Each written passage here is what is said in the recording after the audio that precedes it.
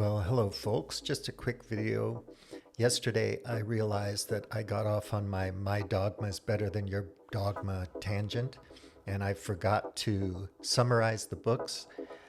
So today I'm going to put a link to my website, my blog, where you can look at brief summaries of each book and some links to some reviews of the books.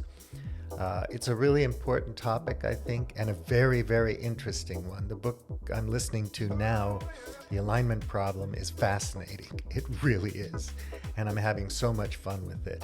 So I hope you'll choose a couple of these and read them. That's all really to say. So, William T. out. Okay, so quickly, I'm just going to take you through it here and put the books up, pictures of the books, so you can be reminded of who the people are and what's up. I'll start with this quote by B.F. Skinner. He wrote a utopian novel, Walden 2, in 1948. And it goes like this, quote, "I remember the rage I used to feel when a prediction went awry. I could have shouted at the subjects, 'Behave, damn you, behave as you ought.' Eventually, I realized that the subjects were always right. They always behaved as they should have behaved. It was I who was wrong." Now, this is kind of tongue-in-cheek because, but think about it. The dog's always right? The dog's a dog. The dog's going to behave like a dog. So if you're going to train a dog and live with the dog, you have to understand the dog's always right. Same with my pet cats. And, when you talk to one of the dogmatists in the clique, they're always right. And they're behaving exactly how they should behave based on their inputs, their algorithms, their beliefs, ideas, their culture, what they think, what they do.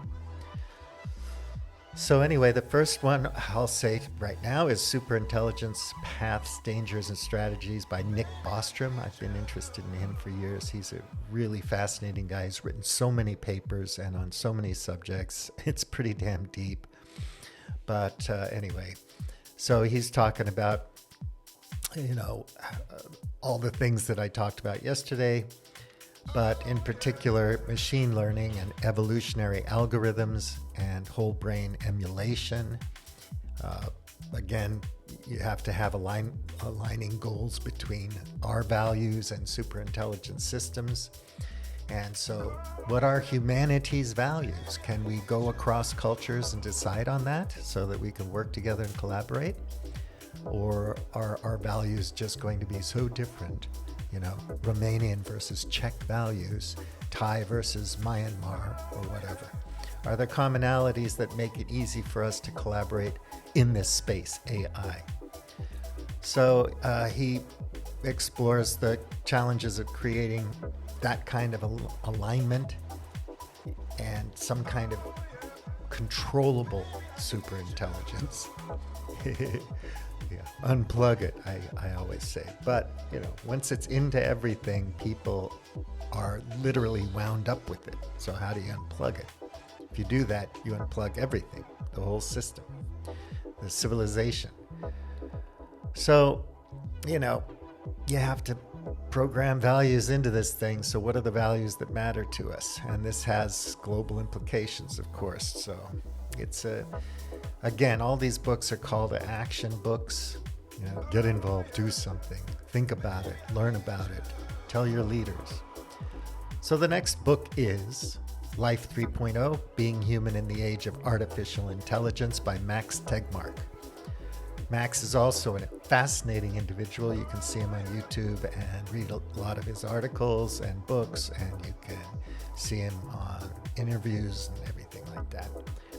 So he's focused also on societal implications and how this technology is going to reshape everything, our economies, our government structures, our governance structures, the way we approach things systemically and structural things. It just gets into everything. And it's also when you're training a AI to be kind of human, so that it can do things for humanity in alignment with our goals and values. What are our goals and values? What does it mean to be human? So the meaning thing there, the moral questions, the ethical questions, all of that has to be part of it, because it's hopefully going to enhance and work for us and help us achieve a better life. You can't go back, folks. The genie is out of the bottle. All the genies. So, he's looking at employment and privacy and warfare. For God's sake, imagine that. And we don't want warfare. We want cooperation, collaboration, coherence, connection. You got the chip foundries in Taiwan, and we're going to fight over those because hopefully that'll wreck China's, whatever. Anyway, that's the other book. So he examines all the ethical stuff in terms of military applications, and just we need to establish international norms for cooperation around these issues. It has to be done. It's hard, but we have to do it. And we should be focusing on that instead of all these culture war things. And, pushing countries into war and proxy wars and military crap. We've got bigger fish to fry, people. So, yeah, we have to collaborate, and this collaboration has to go across all these domains: technologists, scientists, brain scientists, psychology, endocrinology, society as a whole, what we want to achieve. Somehow we got to get together, Trump, Biden. I mean, fuck that. It's nothing. It's trivial. We got to get somebody to lead us, people to lead us that understand the complexities of these issues and are willing to engage in them and to work with us. Otherwise, you're nothing. You have no control at the end of the day. Research has to be measured, safe, and responsible, and we have to discuss the ethical implications. So he goes into that. So this one I'm listening to now, it's called The Alignment Problem, Machine Learning and Human Values by Brian Christian. And again, it's really interesting. I'm having so much fun with it. He's looking at aspects of society, self-driving cars, automated decision-making in finance and healthcare, trading, all the diagnostic equipment, So, again, alignment, that's every one of these books obviously deals with that. Another thing that's really interesting is learning about rules-based systems in this AI development, and value learning and inverse reinforcement learning. That's fascinating, and that gets back to the Skinner thing, B.F. Skinner, behavioralism. So, it's really good. And we need to discuss together and with our leaders and business leaders what we want. We've got to do that, man. We can't just let the experts in climate change and whatever, climate science, the Davos crowd, sit around and make declarations and write papers. We have to get involved. If we don't, then it means we're ignorant. It's a black box to us. We have no agency, no power to influence any of our decision makers and have some impact on the way the world's going to affect us. So the next one is AI Superpowers, China, Silicon Valley, and the New World Order by Kai-Fu Lee. He's a Taiwanese guy living in Beijing, and he's been around the world, and So I've worked in China, I've worked in Taipei, I've worked in Hong Kong.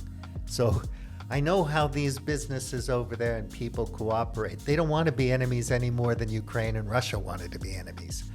But the geopolitics and the malincentives and the ridiculous, utterly grotesque and diseased values of our political culture these days is continually pushing people towards enmity instead of cooperation. This is bad, really bad. So he he's an interesting guy because he's an investor, a venture capitalist. He's involved in a lot of things. He talks about job displacement. He talks about, the need to retrain workers in the age of automation. Think about it. Don't you want the really smart robots to do all the shit work? Really? You don't need to work in a factory. Don't you have a hobby? Don't you want to build a sailboat? Don't you want to learn how to sing, write a poetry, a book, build cabins or tree houses? I mean, can't you think of something you'd like to do that was meaningful, that mattered to your community, gave you a really exciting, meaningful life rather than, slaving away for a buck at a McDonald's or whatever, when we can have, I still like waiters, waitresses, and chefs and cooks and maitre d's. I like people, but service work and so on. But these really dirty, disgusting, hard jobs that destroy people, we don't need them. Let the robots do it. So Lee explores data privacy, algorithmic biases, and stuff like that, and how, AI developers have to be responsible when they're creating this stuff to ensure that there's transparency and fairness. I'm sorry you don't like social justice warriors. I'm so sorry, but, justice and fairness is a part of it. It always is when it affects you, isn't it?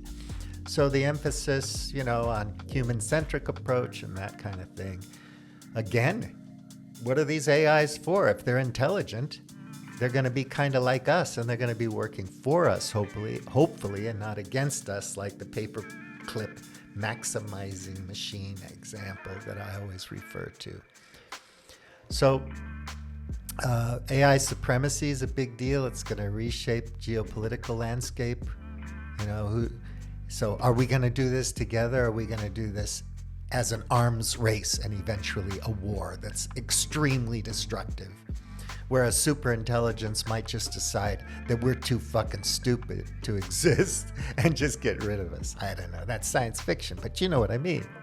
So, all of these writers emphasize that we need to collaborate internationally, and we have to look at the ethical considerations posed by AI.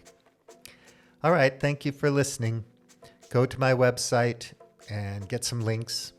BullyMT out.